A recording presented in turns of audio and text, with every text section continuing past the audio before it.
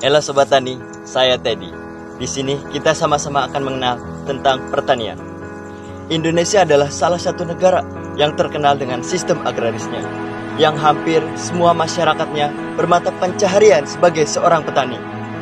Kondisi ini didukung dengan tanah yang sangat subur untuk sektor pertanian, terutama pertanian padi.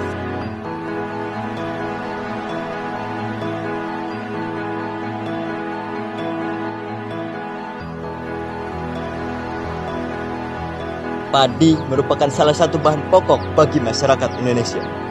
Oleh karena itu, kita sebagai generasi muda untuk berpartisipasi dalam menjaga ketersediaan lumbung pangan di negeri ini.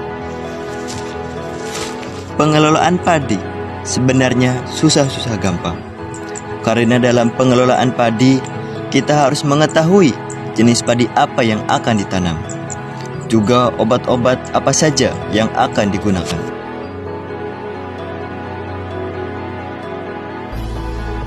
Selain itu juga, seorang petani harus memiliki ilmu tentang pengelolaan lahan.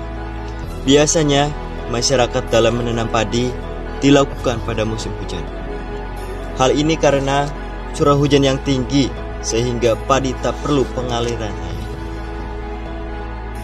Dan pada musim kemarau, masyarakat biasa memanfaatkan lahannya untuk menanam tanaman hortikultura seperti tanaman cabai, timun, dan kacang-kacangan. Hal ini merupakan salah satu langkah cerdas yang diambil masyarakat guna memaksimalkan lahan pertanian dan meningkatkan produktivitas hasil pertanian.